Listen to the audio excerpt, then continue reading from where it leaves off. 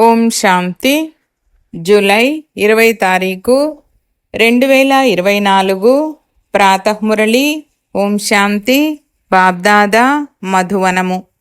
ఈరోజు మధుర మహావాక్యాలు బాబా చెప్తున్నారు. మధురమైన పిల్లలు, మాయా రావణుడి సాంగత్యంలోకి వచ్చి మీరు భ్రమించడం మొదలుపెట్టారు. పవిత్రమైన మొక్కలు అపవిత్రంగా అయ్యాయి. ఇప్పుడు మళ్ళీ పవిత్రంగా అవ్వండి.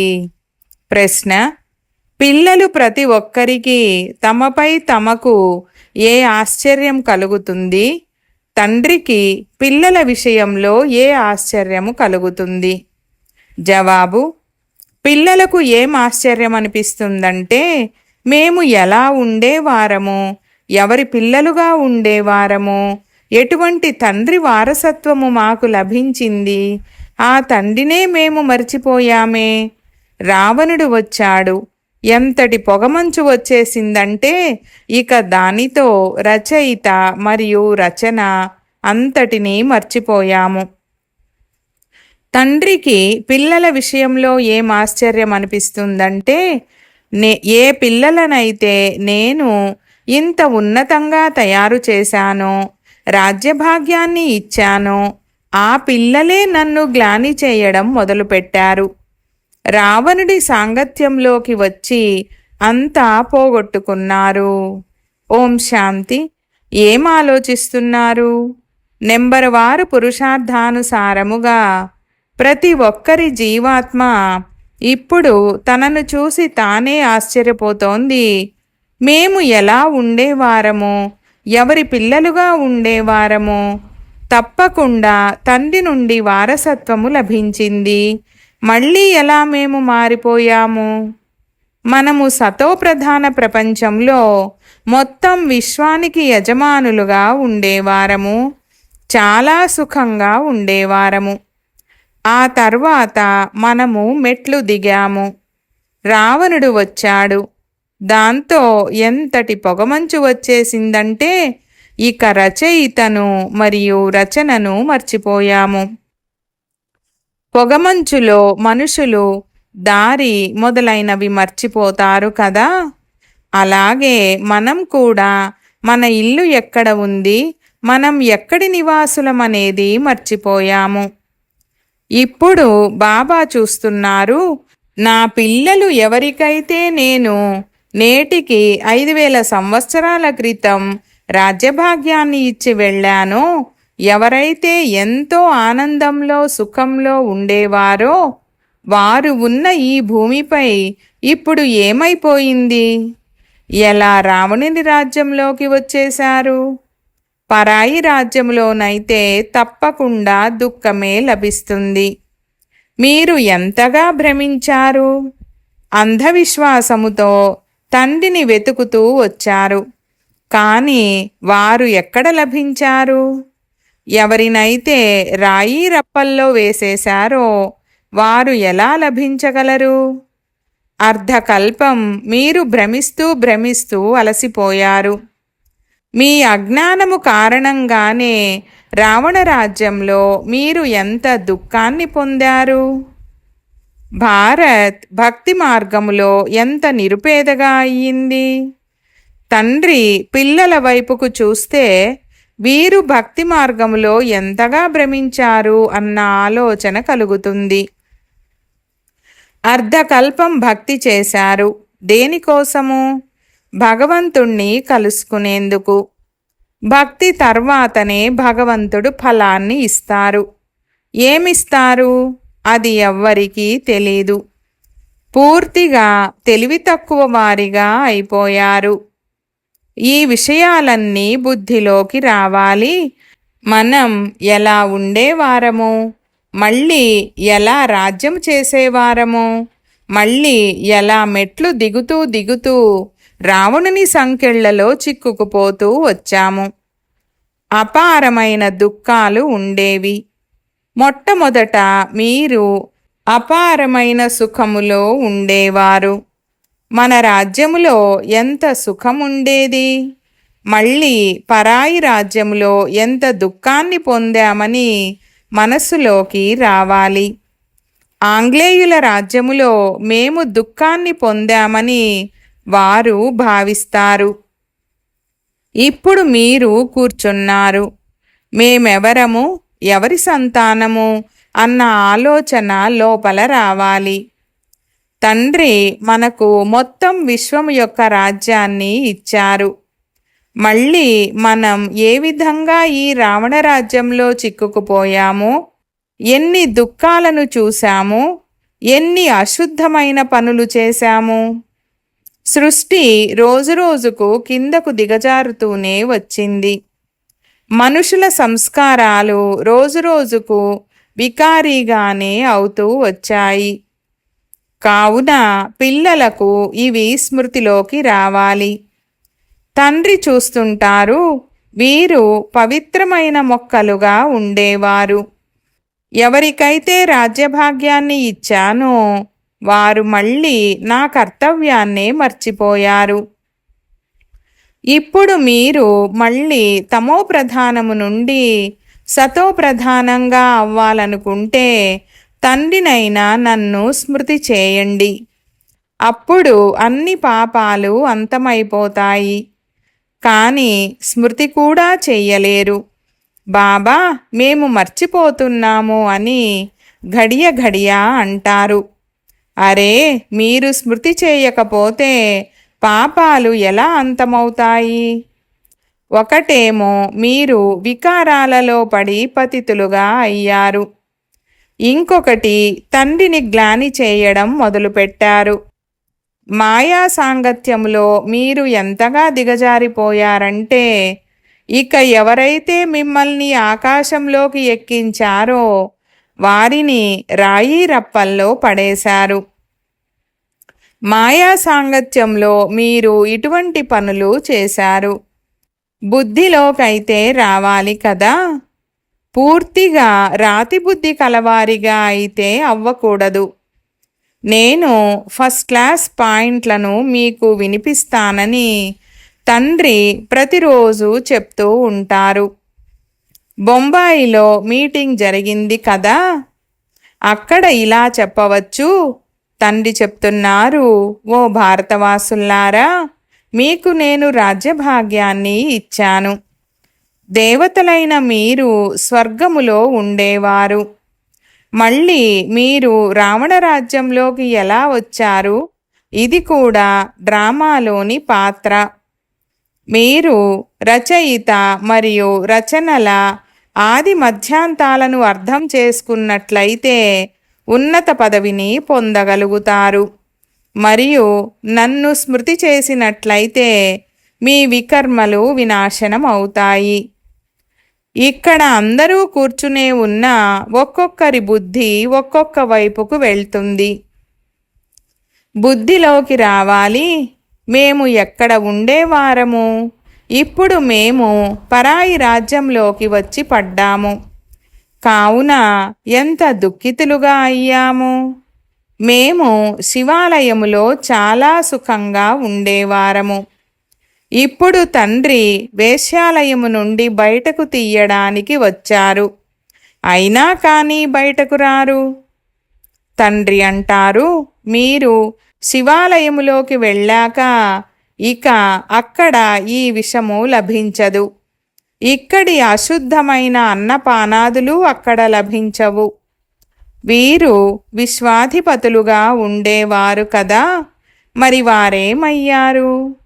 వీరు మళ్ళీ తమ రాజ్యభాగ్యాన్ని తీసుకుంటున్నారు.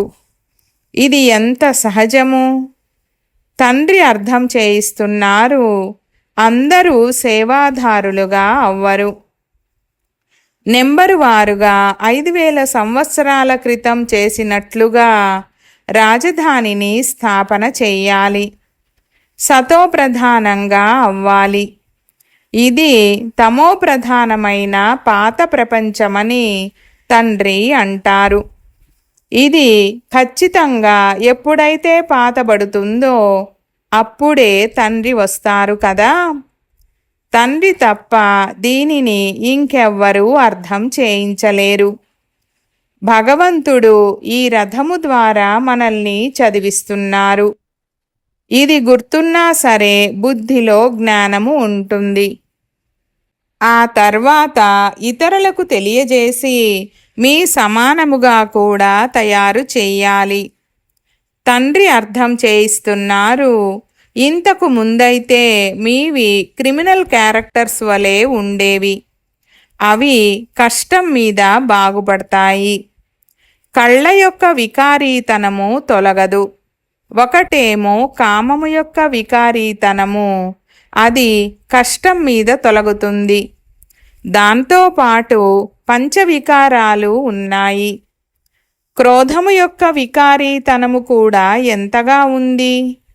ఉన్నట్టుండి భూతము వచ్చేస్తుంది. అది కూడా వికారీతనమే. నిర్వికారి దృష్టి కలవారిగానైతే అవ్వలేదు. ఫలితమేమవుతుంది? 100 రెట్లు పాపం పెరిగిపోతుంది. ఘడియ ఘడియా క్రోధం చేస్తూ ఉంటారు.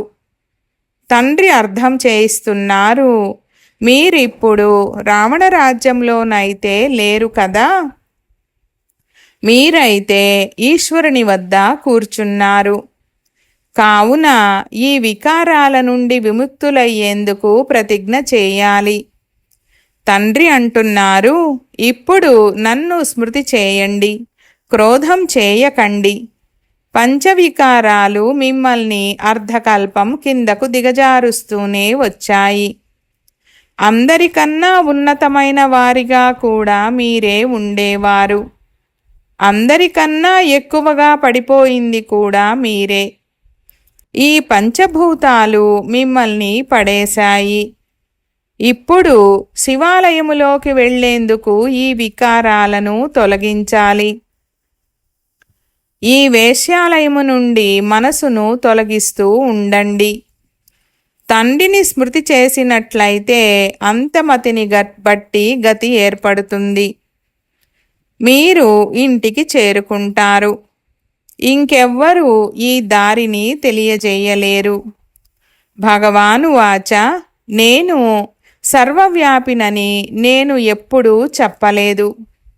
నేనైతే రాజయోగాన్ని నేర్పించాను మరియు మిమ్మల్ని విశ్వాధిపతులుగా తయారు చేస్తానని చెప్పాను. అక్కడైతే ఈ జ్ఞానం యొక్క అవసరమే ఉండదు. మనుషుల నుండి దేవతలుగా అయిపోతారు. మీరు వారసత్వాన్ని పొందుతారు. ఇందులో హఠయోగము మొదలైన వాటి విషయమే లేదు.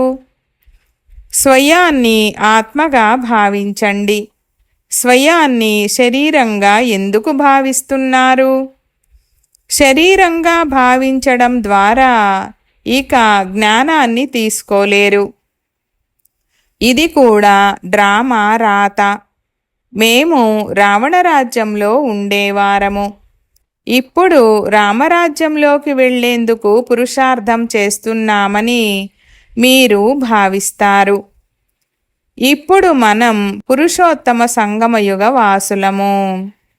గృహస్థములో ఉండండి. ఇంతమంది ఇక్కడ ఎలా ఉండగలరు? బ్రాహ్మణులుగా అయ్యి అందరూ ఇక్కడ బ్రహ్మ వద్ద కూడా ఉండలేరు. మీ ఇళ్లల్లోనే ఉండాలి. మరియు బుద్ధి ద్వారా మేము శూద్రులము కాము, బ్రాహ్మణులమని భావించాలి. బ్రాహ్మణుల పిలక ఎంత చిన్ననిది. కావున గృహస్థములో ఉంటూ శరీర నిర్వహణ కొరకు వ్యాపారాలు మొదలైనవి చేసుకుంటూ కేవలం తండ్రిని స్మృతి చేయండి. మనం ఎలా ఉండేవారము? ఇప్పుడు మనం పరాయి రాజ్యములో కూర్చున్నాము. మనం ఎంత దుఃఖితులుగా ఉండేవారము. ఇప్పుడు బాబా మనల్ని మళ్ళీ తీసుకువెళ్తారు. కావున గృహస్థ వ్యవహారములో ఉంటూ ఆ అవస్థను తయారు చేసుకోవాలి. మొదట్లో ఎన్ని పెద్ద పెద్ద వృక్షాలు వచ్చాయి. అందులో కొన్ని ఉన్నాయి, మిగిలినవి వెళ్ళిపోయాయి. మేము మా రాజ్యములో ఉండేవారము. ఇప్పుడు ఎక్కడికి వచ్చి పడ్డామని మీ బుద్ధిలో ఉంది. మళ్ళీ మన రాజ్యంలోకి వెళ్తాము. బాబా, ఫలానా వారు చాలా బాగా రెగ్యులర్గా ఉండేవారు, ఇప్పుడు రావడం లేదని మీరు రాస్తారు. రావడం లేదంటే వికారాల్లో పడిపోయారు. ఇక జ్ఞానధారణ జరగదు. ఉన్నతికి బదులుగా పడిపోతూ పైసాకు కొరగాని పదవిని పొందుతారు. రాజు ఎక్కడా, నీచ పదవి ఎక్కడా? సుఖమైతే అక్కడ ఉండనే ఉంటుంది. కానీ ఉన్నత పదవిని పొందేందుకు పురుషార్థం చేయడం జరుగుతుంది. ఉన్నత పదవిని ఎవరు పొందగలరు? ఇదైతే అందరూ అర్థం చేసుకోగలరు. ఇప్పుడు అందరూ పురుషార్థం చేస్తున్నారు. భోపాల్ యొక్క రాజు మహేంద్ర కూడా పురుషార్థం చేస్తున్నారు. ఆ రాజులైతే పైసాకు కొరగానివారు. వీరైతే సూర్యవంశీ రాజధానిలోకి వెళ్ళనున్నారు. పురుషార్థము ఎలా ఉండాలంటే దాని ద్వారా విజయమాలలోకి వెళ్ళగలగాలి. తండ్రి పిల్లలకు అర్థం చేయిస్తున్నారు. మీ హృదయంలో చెక్ చేసుకుంటూ ఉండండి. నా కళ్ళు ఎక్కడ వికారీగా అవ్వడం లేదు కదా? ఒకవేళ అవి నిర్వికారిగా అయినట్లయితే ఇంకేమి కావాలి? వికారాలలోకి వెళ్ళకపోయినా సరే కళ్ళు ఎంతో కొంత మోసగిస్తూనే ఉంటాయి. నెంబర్ 1 కామము. వికారీ దృష్టి చాలా చెడ్డది. అందుకే క్రిమినల్ ఐ, సివిల్ ఐ, వికారీ దృష్టి, నిర్వికారీ దృష్టి అన్న పేరు ఉంది. అనంతమైన తండ్రికి పిల్లల గురించి తెలుసు కదా. వీరు ఎటువంటి కర్మలను చేస్తున్నారు, ఎంత సేవను చేస్తున్నారు, పలానా వారి వికారీ దృష్టి ఇంకా పోలేదు అని ఇప్పటి వరకు ఇటువంటి గుప్తమైన సమాచారాలు వస్తూ ఉంటాయి. మున్ముందు ఇంకా యాక్యురేట్గా రాస్తారు. స్వయము ఫీల్ అవుతారు, మేము ఇంతకాలము అబద్ధాలు చెప్తూ ఇంకా పడిపోతూనే వచ్చాము. జ్ఞానము పూర్తిగా బుద్ధిలో కూర్చోలేదు. ఈ కారణము వల్లనే మా అవస్థ తయారవ్వలేదు. తండ్రి నుండి మేము దాచేవారమని ఫీల్ అవుతారు.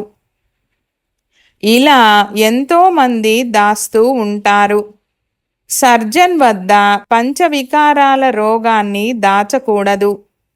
మా బుద్ధి ఇటువైపుకు వెళ్తుంది, శివబాబా వైపుకు వెళ్ళడం లేదని నిజము చెప్పాలి. అలా చెప్పకపోతే అది వృద్ధి చెందుతూ ఉంటుంది. ఇప్పుడు తండ్రి అర్థం చేయిస్తున్నారు, పిల్లలు దేహీ అభిమానులుగా అవ్వండి. స్వయాన్ని ఆత్మగా భావించండి. ఆత్మలు పరస్పరం సోదరులు. మీరు పూజ్యులుగా ఉన్నప్పుడు ఎంత సుఖవంతులుగా ఉండేవారు. ఇప్పుడు మీరు పూజారులుగా దుఃఖితులుగా అయ్యారు. మీకు ఏమయ్యింది? అందరూ ఏమంటారంటే ఈ గృహస్థ ఆశ్రమము పరంపరగా కొనసాగుతూ వచ్చింది, సీతారాములకు పిల్లలు లేరా ఏమిటి? కానీ అక్కడ పిల్లలు వికారాల ద్వారా జన్మించరు. అరే, అది సంపూర్ణ నిర్వికారి ప్రపంచము. అక్కడ భ్రష్టాచారము ద్వారా జన్మ జరగదు. అక్కడ వికారాలు ఉండేవి కావు. అక్కడ ఈ రావణరాజ్యమే ఉండదు. అది రామరాజ్యము. అక్కడకు రావణుడు ఎక్కడి నుండి వచ్చాడు? మనుషుల బుద్ధి పూర్తిగా నష్టములోకి వెళ్ళిపోయింది. అలా ఎవరు చేశారు? నేను మిమ్మల్ని సతోప్రధానంగా తయారు చేశాను. మీ నావను తీరానికి చేర్చాను. మళ్ళీ మిమ్మల్ని తమోప్రధానంగా ఎవరు చేశారు? రావణుడు. ఇది కూడా మీరు మర్చిపోయారు. ఇదైతే పరంపరగా నడుస్తూ వస్తుందని అంటారు. అరే, పరంపర అన్నది కూడా ఎప్పటి నుండి? ఏదైనా లెక్క అయితే చెప్పండి. ఏమీ అర్థం చేసుకోరు. తండ్రి అర్థం చేయిస్తున్నారు. మీకు ఎంతటి రాజ్యభాగ్యాన్ని ఇచ్చి వెళ్ళాను. భారతవాసులైన మీరు చాలా సంతోషంగా ఉండేవారు. అప్పుడు ఇంకెవ్వరూ ఉండేవారు కారు. క్రిస్టియన్లు కూడా ప్యారడైజ్ ఉండేదని అంటారు. దేవతల చిత్రాలు కూడా ఉన్నాయి. వాటికన్నా పాత వస్తువు ఇంకేదీ లేదు. అతి పాతవారు ఈ లక్ష్మీనారాయణులు లేక వారి వస్తువులు. అందరికన్నా పాతవారు శ్రీకృష్ణుడు. అలాగే అందరికన్నా కొత్తవారు కూడా శ్రీకృష్ణుడే. పాతవారు అని ఎందుకంటారు? ఎందుకంటే అది గతించిపోయింది కదా. మీరే తెల్లగా ఉండేవారు, మళ్ళీ నల్లగా అయ్యారు.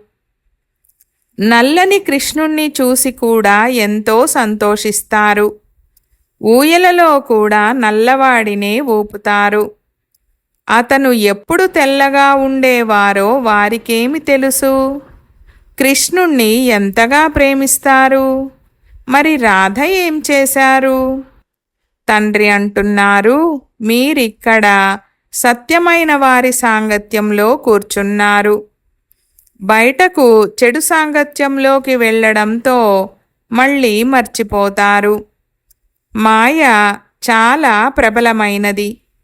ఏనుగును మొసలి మింగేస్తుంది. ఇప్పటికిప్పుడు వెళ్ళిపోయేవారు కూడా ఉన్నారు. కొద్దిగా తమ అహంకారము వచ్చినా ఇంకా సర్వనాశనం చేసుకుంటారు. అనంతమైన తండ్రి అయితే అర్థం చేయిస్తూనే ఉంటారు. ఇందులో బాధపడకూడదు. బాబా ఇలా ఎందుకన్నారు, మా పరువు పోయిందని అనుకోకూడదు. అరే, పరువైతే రావణరాజ్యంలోనే పోయింది కదా. దేహాభిమానంలోకి రావడం వలన స్వయాన్ని స్వయమే నష్టపరుచుకుంటారు. పదవి భ్రష్టమైపోతుంది. క్రోధము, లోభము కూడా అశుద్ధ దృష్టియే. కళ్ళతో ఏదైనా వస్తువును చూసినప్పుడే లోభము కలుగుతుంది. తండ్రి వచ్చి తమ తోటలో ఏ ఏ రకాల పుష్పాలున్నాయో చూస్తారు. ఇక్కడి నుండి వెళ్ళి మళ్ళీ ఆ తోటలోని పుష్పాలను చూస్తారు. శివబాబాకు పుష్పాలను కూడా తప్పకుండా అర్పిస్తారు. వారు నిరాకారుడు, చైతన్య పుష్పము. మీరిప్పుడు పురుషార్థము చేసి ఇటువంటి పుష్పముగా అవుతారు. బాబా అంటారు, మధురాతి మధురమైన పిల్లలు, ఏదైతే గతించిందో దానిని డ్రామాగా భావించండి. దాని గురించి ఆలోచించకండి. ఎంతగా కష్టపడతాము, కానీ ఏమీ జరగడం లేదు, ఎవ్వరూ నిలవడం లేదని అంటారు. అరే, ప్రజలు కూడా కావాలి కదా. కొద్దిగా విన్నా వారు ప్రజలుగా అయిపోతారు. ప్రజలైతే చాలామంది తయారవ్వనున్నారు. జ్ఞానము ఎప్పుడూ వినాశనం అవ్వదు.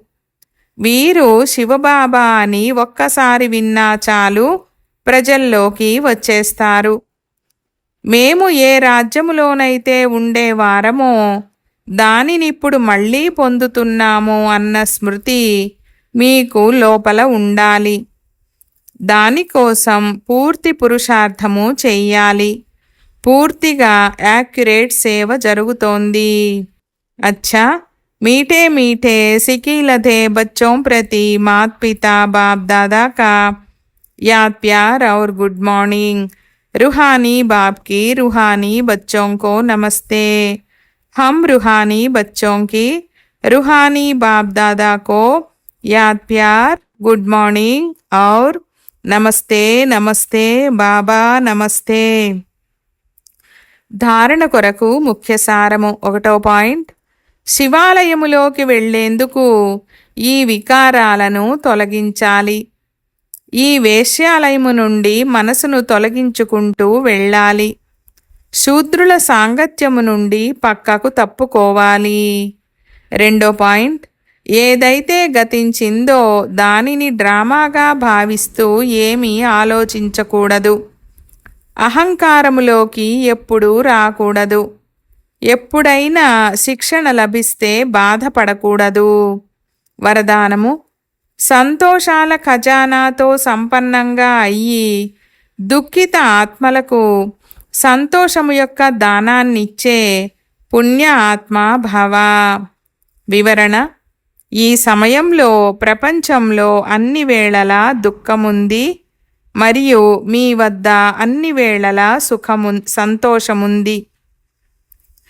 కావున దుఃఖిత ఆత్మలకు సంతోషాన్ని ఇవ్వడం ఇది అన్నింటికన్నా అతిపెద్ద పుణ్యము. ప్రపంచంలోని వారు సంతోషం కోసం ఎంత సమయాన్ని, సంపదను ఖర్చు చేస్తారు మరియు మీకు సహజంగా అవినాశీ సంతోషము యొక్క ఖజానా లభించింది. ఇప్పుడు కేవలం ఏదైతే లభించిందో దానిని పంచుతూ వెళ్ళండి. పంచడమనగా పెరగడము. మీ సంబంధంలోకి ఎవరు వచ్చినా వారు ఏమనుభవం చెయ్యాలంటే వీరికి ఏదో శ్రేష్ఠ ప్రాప్తి లభించింది, అందుకే వీరికి సంతోషముంది అని.